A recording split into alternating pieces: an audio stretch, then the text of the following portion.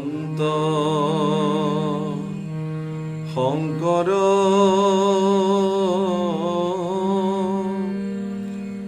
হৰি ভকতৰ জানা যেন কল্প তৰু তাহান্ত বিনাই নাহি নাহি নাহি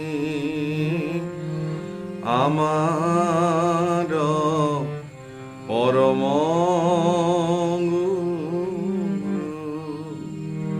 রাম আমার পরম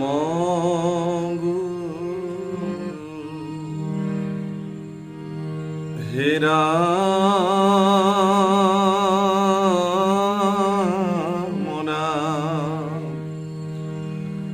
মৈত্রেয় বুলন্ত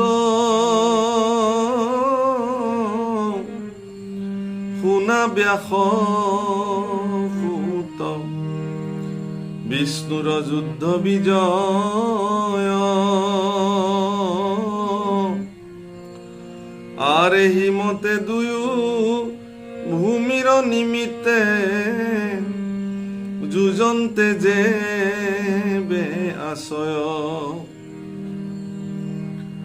আর পাশে সৃষ্টি কর স্বামী কিঙ্করর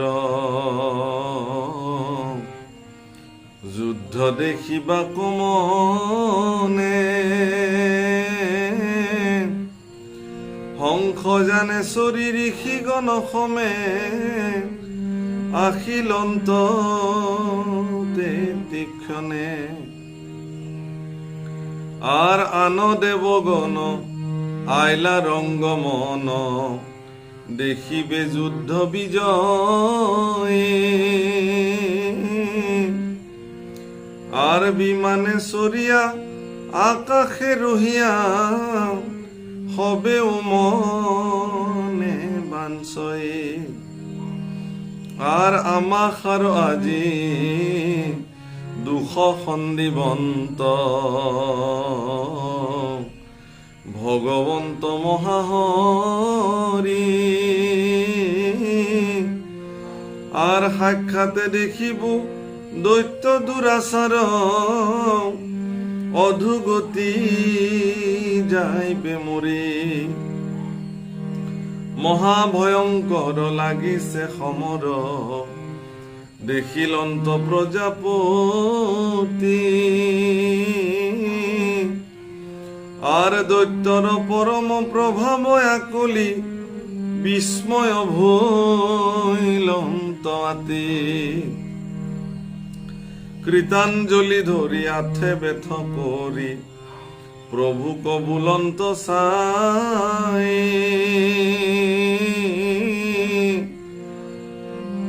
আর শুনা মহেশ্বর ইতু ঘূর দৈত্য করয় যে অন্যায়। প্ৰণাম প্ৰভুসকল আইসকল, জয় জয়তে আপোনাক সমস্তকে আমি ভক্তি ভৰা সেৱা নিবেদন কৰিছো। আমাৰ ধাৰাবাহিক ভাগৱত অনুষ্ঠানলৈকে আপোনাক সকলোকে পুনৰ স্বাগতম জনাইছো। মাজতে দুটা দিন জন্মাষ্টমী আৰু অন্য বিশেষ কাৰণত ভাগৱত ধাৰাবাহিক ভাগৱতৰ পৰা আপোনাক সবক আমি অকণমান এইখিনি কথা ক'ব পৰা নাছিলোঁ। তো যি নহওক, আমি যোৱা ছেপ্টেম্বৰ মাহৰ 6 তাৰিখে দিয়া 58 নম্বৰ ভিডিঅ'ত আমি কৈছিলোঁ সুন্দৰ যুদ্ধ এখন আৰু তাৰ আধ্যাত্মিক তাৎপৰ্য আমি বৰ্ণনা কৰিছিলোঁ যে ঈশ্বৰ পুৰুষ আৰু তেওঁৰে কিংকৰ অৰ্থাৎ হিৰণ্যাক্ষ দৈত্য হিচাপে জন্মগ্ৰহণ কৰা এই ঈশ্বৰ আৰু কিংকৰৰ মাজত এখন যুদ্ধ হৈছে, ভয়ানক যুদ্ধ। আৰু এই যুদ্ধখন চাবৰ কাৰণে ব্ৰহ্মাৰো মন গ'ল। ভূমিক লৈ যুদ্ধ, পৃথিৱীক লৈ। এজনে পৃথিৱীখন ৰখাতলে নিব খোজে, আনজনে পৃথিৱীখন উদ্ধাৰ কৰিব খোজে। গতিকে ভূমিক নিমিত্তে ঈশ্বৰ আৰু ঈশ্বৰৰ কিংকৰৰ মাজত হোৱা এই ভয়ংকৰ যুদ্ধখন চাবৰ ব্ৰহ্মাৰ মন গ'ল আৰু হংসযানত চৰি অন্যান্য সেই ঋষিসকলক লগত লৈ যুদ্ধ চাবলৈ ব্ৰহ্মাদেৱ সেই স্থানত তেতিক্ষণে সমবেত হ'ল। আকৌ আন আন দেৱতাসকলেও সেই যুদ্ধ চাবৰ কাৰণে তেওঁলোকে আহিলে আৰু প্ৰত্যেকে ঈশ্বৰৰ বিজয় কামনা কৰি মৌন হৈ যুদ্ধ চাই থাকিলে। আৰু এই ভয়ংকৰ যুদ্ধ দেখি ব্ৰহ্মাদেৱ অৰ্থাৎ প্ৰজাপতিয়ে বিস্ময় মানিলে, কি ভয়ংকৰ যুদ্ধ। আৰু ঈশ্বৰ পুৰুষৰ প্ৰতি, পৰম পুৰুষ মহেশ্বৰ কৃষ্ণৰ প্ৰতি কৃতাঞ্জলি ধৰি ব্ৰহ্মাই ক'বলৈ আৰম্ভ কৰিলে যে এই দুষ্ট দৈত্যই অনেক অন্যায় কৰিলে। হে ৰাম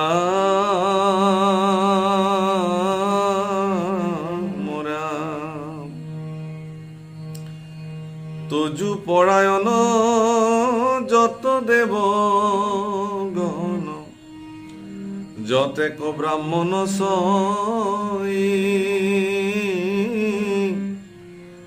আৰ গৰু তিৰিয়াৰ দুঃখিত প্ৰাণীক হবাক দুঃখ দিয় আৰ মোৰ বৰ পাই কাকু ভয় নাই ই ভইল লোকৰ কাল আৰ যুদ্ধ কন্দুয়াই ফুৰয় সদায় যেন কুণ্ঠৰি আমাল। ই অন্যায় কৰিছে কাৰ? গৰু আৰু তিৰতাৰ। অৰ্থাৎ পৃথিৱীত নাৰীসকলক অন্যায় কৰা সকলে অসুৰ আৰু গোবধীসকল, গৰুৰ ওপৰত যিসকলে অত্যাচাৰ কৰে সেইসকলক ভাগৱত শাস্ত্ৰই অসুৰ বুলি কৈছে প্ৰজাপতি ব্ৰহ্মাই। ইয়াত কৈছে সেইকাৰণে স্পষ্টকে যে ই গৰু, তিৰি আৰু দূষিত প্ৰাণীসকল সকলোকে অন্যায় সাধন কৰা এজন অসুৰ। গতিকে এই অসুৰৰ পৰা পৃথিৱীখন উদ্ধাৰ কৰিব লাগে। অৰ্থাৎ ই এজন মোৰ বৰ পায়ে আচলতে ইমানখিনি অত্যাচাৰ কৰিছে, ইমানখিনি তাৰ উৎপাত আৰম্ভ হৈছে, গতিকে ইয়াৰ ব্যৱস্থা তুমি সাধন কৰিব লাগে। হে ৰাম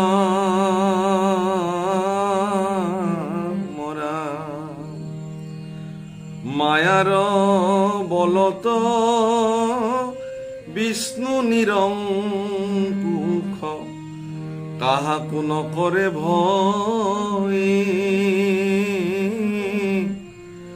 আর দেখাই তু দুষ্ট প্রচন্ড অগণি জ্বলন্তে যেন আসয়ে আর এতেকে তোমার ইটো দৈত্য সমে কিরিবা কযোগ্য নয় সর্পর পুচ্ছত ধরিয়া বালকে যেন খেৰি খেলায়। ব্ৰহ্মাই দেখিছিল যে ঈশ্বৰ পুৰুষে এখন খেল খেলি আছে সুন্দৰ, যেন এনেই ক্ৰীড়া, ঈশ্বৰ পুৰুষে ক্ৰীড়া কৰি আছে। ব্ৰহ্মাই কৈছে যে হে প্ৰভু, এই খেল খেলা উচিত নহ'ব, ইয়াৰ লগত যিমান পৰা যায় সোনকালে ইয়াক নিধন কৰি দিব লাগে। কাৰণ শিশু এটাই নাজানি পেলাই সাপৰ নেজত ধৰি পেলাই খেল খেলি থকা আৰু এনেকুৱা দুৰাচাৰী দৈত্যৰ লগত, এনেকুৱা গৰু তিৰিক অত্যাচাৰ কৰা অত্যাচাৰীৰ লগত খেল খেলাৰ কোনো প্ৰয়োজন নাই। ইহঁতক নিপাত কৰি দিব লাগে, তেতিয়াহে পৃথিৱীৰ কল্যাণ সাধন হ'ব। হে ৰাম কিন্তু যাৱে ঘূৰ বল পায়াতি দাৰুণে নতুবাৰ হয় তাৱে শীঘ্ৰ কৰি নিজ মায়া ধৰি পাপী কুকৰি উখয়ে আৰ এটিক্ষণে বাপ অভিজিত নাম মুহূৰ্ত হইয়াছে ভাল এই সময়ত দুৰ্জন দৈত্যক মাৰিও প্ৰভু তৎকাল। জ্যোতিষ গণনা কৰি ব্ৰহ্মাদেৱে ক'লে যে হে প্ৰভু, এতিয়া অভিজিত কাল নামৰ এটা কাল সমাগত হৈ আছে। এই মুহূৰ্তত গতিকে এইটো এটা অত্যন্ত ভাল মুহূৰ্ত। গতিকে এই মুহূৰ্তত এই দৈত্যক বা পাপীক নিপাত কৰক। অৰ্থাৎ পাপীক নিপাত কৰিবৰ কাৰণে ভগৱন্ত পুৰুষক ব্ৰহ্মাই এটি শুভ মুহূৰ্ত নিৰ্ণয় কৰি দিলে। সেই শুভ মুহূৰ্তটোৰ নাম হ'ল অভিজিত মুহূৰ্ত। গতিকে এটা কাল গণনা কৰি ব্ৰহ্মাই দিছে ঈশ্বৰক। আমাৰ অভিজিত মুহূৰ্তত অনেকে অনেক শুভ কৰ্ম সাধন কৰে। মুহূৰ্তবিলাক তেনেধৰণে নিৰ্ণয় কৰি ব্ৰহ্মাই ঈশ্বৰ পুৰুষক দিছে। আর খনে কতে আখি হইবে সন্ধ্যা কাল, দৈত্যর বাঢ়িবে বল।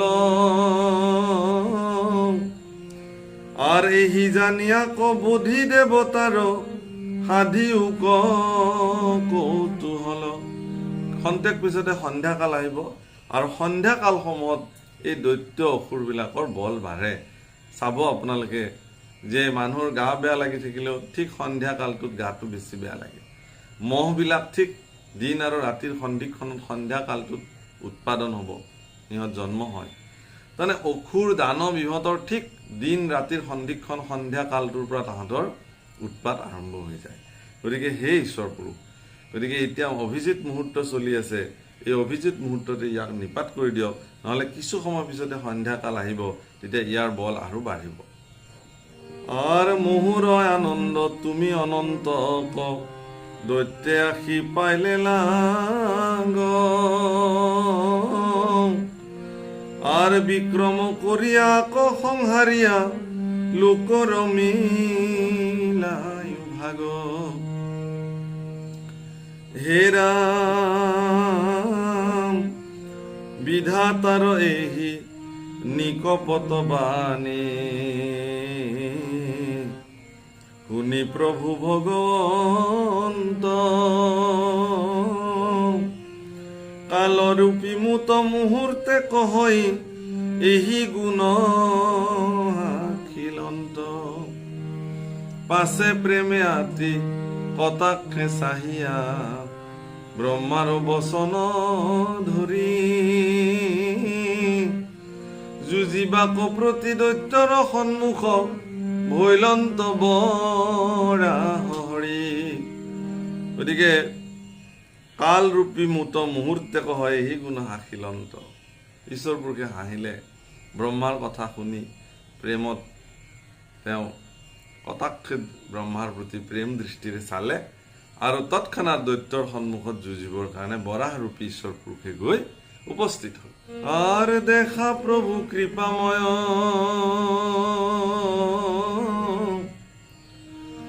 ও নাহি কয় কিছু, সমুদ্রে ভ্রময় দুরাচার, খেদি যায় ক্রোধ করি হাতে ঘুর গদা ধরি, কুম্ভস্থলে করিলা প্রহার।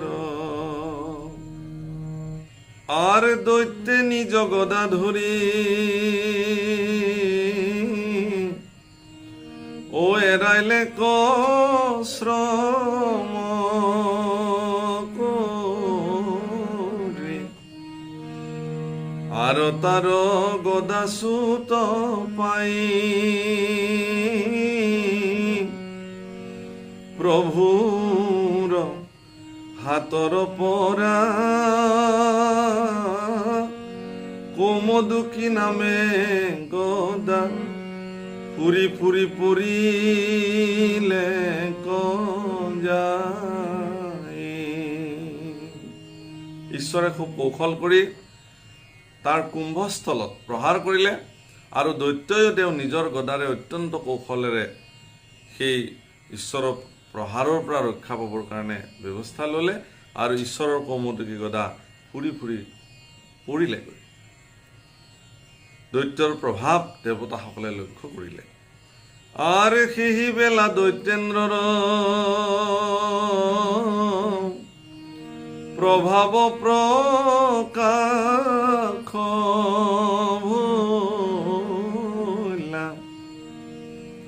পাছে সিটো অৱসৰ পাই অতভু গদা নাহানিল প্ৰভুৰ জ্বলায়া কোপ ধৰ্মৰ পথক আৰু চাই। সেই সময়ত প্ৰভুৰ হাতত গদা নাইকিয়া হৈ গ'ল, কৌমুদিকী গদা পৰি গ'ল। ইচ্ছা কৰিলে দৈত্যেন্দ্ৰই প্ৰহাৰ কৰিব পাৰিলেহেঁতেন, কিন্তু ঈশ্বৰ পুৰুষৰ কোপ বা খংটোক আকৌ জ্বলাবৰ কাৰণে তেওঁ ঈশ্বৰ পুৰুষক দৈত্যই গদাৰ প্ৰহাৰ নকৰিলে। আর লীলা করি ভগবন্ত ও গদাগুত এরিল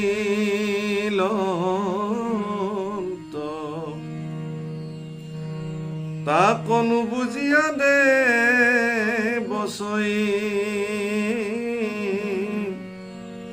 বোলে হাহা কার করি আমি সবে গইলো মৰি দৈত্যে আশী কৰিবে প্ৰলয়। মনুষ্যসকল আৰু দৈত্যসকলৰ মাজত পাৰ্থক্য ইমানখিনি। ভগৱন্ত পুৰুষে কৌশল কৰি কৌমুদকী গদা এৰিলে, কৌশল কৰি। কিন্তু দেৱতাসকলে ভুল বুজিলে, ঈশ্বৰৰ প্ৰতি বিশ্বাসটোৰ দৃঢ়তাটো তেওঁলোকৰ কম। তেওঁলোকে ভাবিলে যে ভগৱন্ত পুৰুষ হাৰিব এতিয়া, গতিকে দৈত্যৰ প্ৰভাৱ বাঢ়িব, আমি এতিয়া সমস্তকে আমাক প্ৰলয় আনিব। এই বুলি দৈত্যসকলে ভাবিবলৈ লওঁতেই ঈশ্বৰ পুৰুষে মাত লগালে, এৰা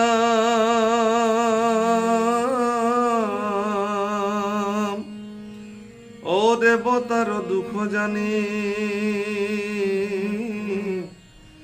বুলিলন্ত চক্ৰ পানি ভয় নকৰিবা দেৱচৈ ও থাকি ৰংগ চাই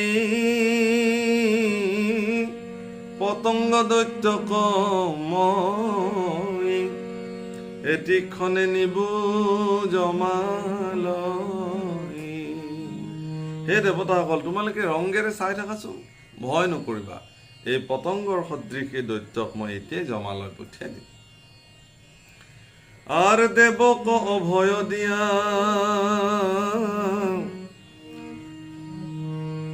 আৰ পাছে প্ৰভু ভগৱন্ত কৰিলে চক্ৰক স্মৰণ স্বামীৰ জানিয়া কাৰ্য সুদৰ্শন অস্ত্ৰ ৰাজ শীঘ্ৰে আখিলন্ত তেতিক্ষণ। ভগৱন্ত পুৰুষে তৎক্ষণাত দেৱতাসকলক অভয় প্ৰদান কৰিলে আৰু অস্ত্ৰ ৰাজ সুদৰ্শনক, বিশ্ব ব্ৰহ্মাণ্ডৰ ভিতৰত অস্ত্ৰৰ ভিতৰত শ্ৰেষ্ঠ অস্ত্ৰ সুদৰ্শনক প্ৰভু ভগৱন্তই আমন্ত্ৰণ কৰিলে আৰু ভগৱন্ত পুৰুষৰ অৰ্থাৎ স্বামীৰ আজ্ঞাৰ কাৰ্য বুজি তৎক্ষণাত সুদৰ্শন অস্ত্ৰ ভগৱন্ত পুৰুষৰ সমীপত আহি উপস্থিত হ'ল।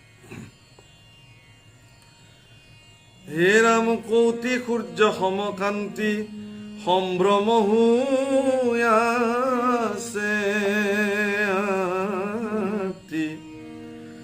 দেখিয়াতি ধৰিলন তহৰি সেহি বেলা আকাশৰ হন্তে দেৱগণে বোলে দৈত্যক বধিব শীঘ্ৰ কৰি।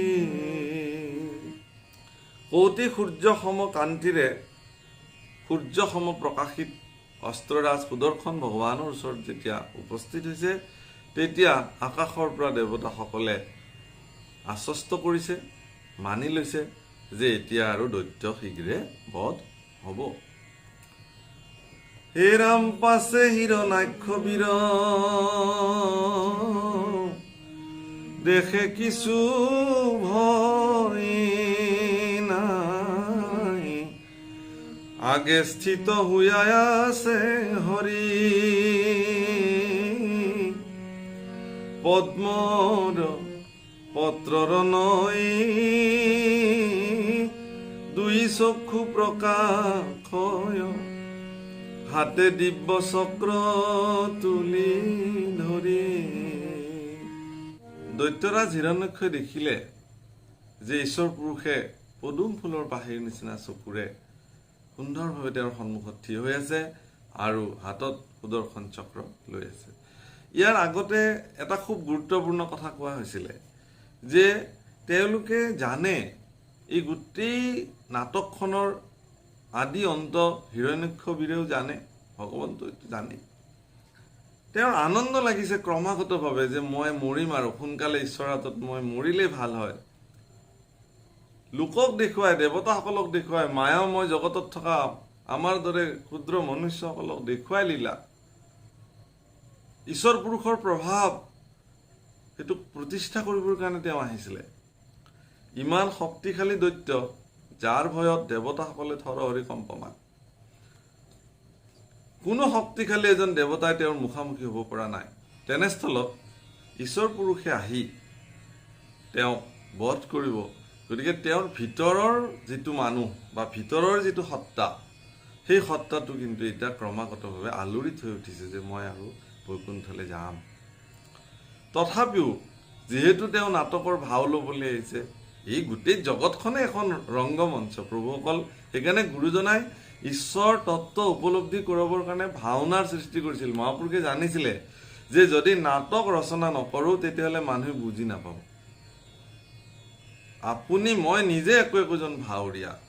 এই গোটেই জগতখন এখন নাটকৰ মঞ্চ। এই নাট্য মঞ্চখনৰ গোটেই স্ক্ৰিপ্ট ৰাইটাৰো ভগৱান, ইয়াৰে মূল মহানায়কো তেওঁ নিজেই আৰু ইয়াৰ পৰিচালকো তেওঁ নিজেই। কোন কেতিয়া প্ৰৱেশ কৰিব, কোন কেতিয়া প্ৰস্থান কৰিব তাৰ নিৰ্ণয়কাৰো ভগৱানে। যিদিনাখনে মাতৃৰ গৰ্ভৰ পৰা মই ভূমিষ্ঠ হৈছিলোঁ, মোৰ অভিনয় আৰম্ভ হৈ গ'ল। মই প্ৰৱেশ কৰিলোঁ ৰংগমঞ্চত। আৰু যিদিনাখন ইখন জগত এৰি গুচি যাম, সেইদিনাখন মোৰ প্ৰস্থান। প্ৰস্থানৰ সময়ত দৰ্শকসকলে নিৰ্ণয় কৰিব মোৰ অভিনয় কেনেকুৱা আছিল। সঁচা অৰ্থত মই এজন ভাল অভিনেতা হয় নে নহয়, সঁচা অৰ্থত মই সফল হ'লো নে নাই মোৰ অভিনয় জগতত, সেই নিৰ্ণয় শ্ৰোতাসকলে, দৰ্শকসকলে দেখিব। হিৰণ্যক্ষ বীৰৰ অভিনয় বৰ সুন্দৰ, নিখুঁত। সেইকাৰণে দেৱতাসকল এবাৰ ভয় খাইছে, এবাৰ আনন্দ পাইছে। গতিকে যি ধৰণে নাটকৰ বিধি ৰচনা কৰা হৈছে, সেই ধৰণে তেওঁ কি কৰিছে, এইবাৰ একেবাৰে পৰম ক্ৰোধান্বিত হৈ যেন যুদ্ধ কৰা দৈত্যেশ্বৰৰ অৱস্থাটো আপোনালোকে এতিয়া চাব। হে ৰাম দেখিয়া তাহাত আতি ও মহাক্ৰোধ উঠিলে হাত পাও শৰীৰ কাম্পয়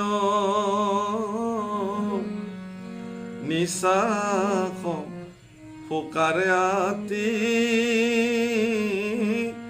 ঘনে ঘনে ক্ৰূৰ মতি উঠ দুই দান্তে কামোৰয়। দাঁতেৰে উঠ কামুৰি বাৰে বাৰে ক্ৰোধান্বিত হৈ হৈ ভগৱানৰ ওচৰত যেন খেদি যাব। সুন্দৰ। হে ৰাম গুঞ্জৌৰ কলি নৈ চক্ষু দুই ফুৰা যেন ইটো জগত দহৈ তাল বৃক্ষ সমভৰি মহাক্ৰোধে শীঘ্ৰ কৰি বিষ্ণুৰ সমীপ পাইলা যায়। চকুকেইটা একদম ঘূৰাই ঘূৰাই ঘূৰাই ক্ৰোধান্বিত হৈ যেন একেবাৰে কি কৰিব নোৱাৰে এনেকুৱা এটা অৱস্থাত গৈ ভগৱানৰ ওচৰলৈ চাপি গ'ল। ভগৱানৰ সমীপলৈ চাপি গ'ল। প্ৰভু অকল উদ্ধাৰ পাবৰ কাৰণে সি দৈত্যই হওক বা দেৱতাই হওক বা মনুষ্যই হওক, জীৱনৰ পৰা মুক্তি লভিবৰ কাৰণে ভগৱানৰ সমীপ চাপিবই লাগিব। দৈত্য হলেও ভগৱানৰ কাষ চাপি আহিছে, কাষ চাপি আহিলেহে মুক্ত হয়। আৰ মাৰিলু বৰাহ বুলি হানিলে গদা তুলি, প্ৰভুৰ শৰীৰ লক্ষ্য কৰি গদা আখিবাৰ দেখি আলগতে লাম্ফ দিয়া বাম হাতে ধৰি লন্ত হৰি। মই বৰাহক মাৰিলো বুলি প্ৰচণ্ড জোৰে গদাটোৰে হান মাৰি দিলে ভগৱানৰ, বৰাহ ৰূপী ভগৱানৰ শৰীৰত হিৰণ্যক্ষই। আৰু এই গদাৰ প্ৰহাৰ অহা দেখি প্ৰভু ভগৱন্তই লাম্ফ মাৰি জাপ মাৰি পেলাই বাওঁ হাতেৰে গদা ধৰি পেলালে। আৰু ক্ৰোধে দৈত্য আছে হাসাই লীলায়ে গদা ধৰি, তাক লাগি কৰিলা প্ৰহাৰ বুলিলা বীৰত্ববাণী, হেৰ তোৰ গদা লওঁ যুদ্ধে যত্ন কৰ দুৰাচাৰ। হিৰণ্যাক্ষৰ গদা ভগৱন্ত পুৰুষে লাম্ফ মাৰি বাওঁ হাতেৰে ধৰি পুনৰ দৈত্যশ্বৰলৈকে সেই গদা দলি মাৰি দিছে। ধৰ তোৰ গদা আৰু যুদ্ধ ভালকে কৰ, এই বুলি গদা উভতাই দিছে। আৰ যিনি বা ককৰা তাই কেনে আছা বাত চাই, গদা ধৰি যুদ্ধ কৰম আৰ নুহি তেবে নিষ্ট কৰি, ও মাৰি পেশু জম পুৰি কুকুৰ শ্ৰীগালে খাওক তোক। তই যদি জিকিবলৈ ইচ্ছা কৰ যুদ্ধ, তেতিয়াহ'লে ভালকে যুদ্ধ কৰ মোৰ লগত, মোৰ লগত গদা ধৰি যুদ্ধ কৰ, নহ'লে তোক মই এতিয়াই এনেকে মাৰি পেলাম, তোৰ শৰীৰ শিয়াল কুকুৰে খাওক, ভগৱানে কৈ দিছে। গতিকে কবি অকমান উপদেশ প্ৰদান কৰিছে। হে ৰাম শুনা সভা সদস্যই কৃষ্ণ কথা সোধাময়ী,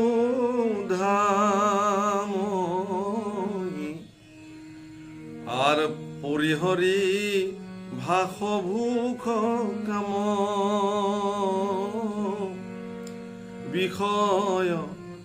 বিষয় চাৰি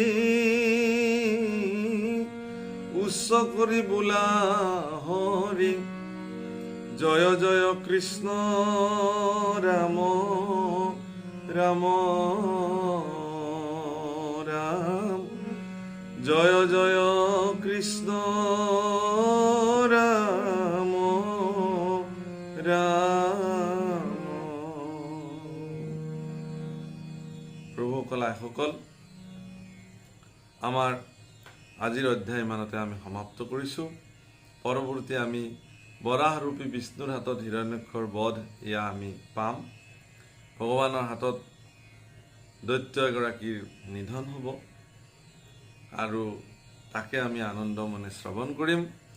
সকলোকে নন্দোৎসৱৰ শুভকামনা জ্ঞাপন কৰিছোঁ আৰু আজিৰ দিনটোত থকা সকলোৰে জন্মদিন শুভদিনৰ আন্তৰিক শুভকামনা শুভাশীষ ভাগৱতৰ আসনৰ পৰাই প্ৰদান কৰিছোঁ। ঈশ্বৰৰ ওচৰত প্ৰাৰ্থনা কৰিছোঁ তাৰা সমস্ত সৰ্বতো প্ৰকাৰৰ মংগল হওক, আৰু যিসকল মোৰ এই সহস্ৰ সহস্ৰ শ্ৰোতাই ভাগৱত কথা শুনি আছে, তাৰা সমস্তকো ঈশ্বৰ কৃষ্ণই আৰু শ্ৰৱণ কৰাৰ শক্তি প্ৰদান কৰক। পবিত্ৰ ভাদ মাহত তাৰা সমস্ত কৰা এই শ্ৰৱণ কীৰ্তনৰ লাভ সমস্ত বিশ্ব ব্ৰহ্মাণ্ডই লাভ কৰক, সকলো জীৱৰে কল্যাণ সাধন হওক, এই প্ৰাৰ্থনাৰে আজিলৈ ইমানতে বাণী বিৰাম দিয়া হ'ল। কৃষ্ণ।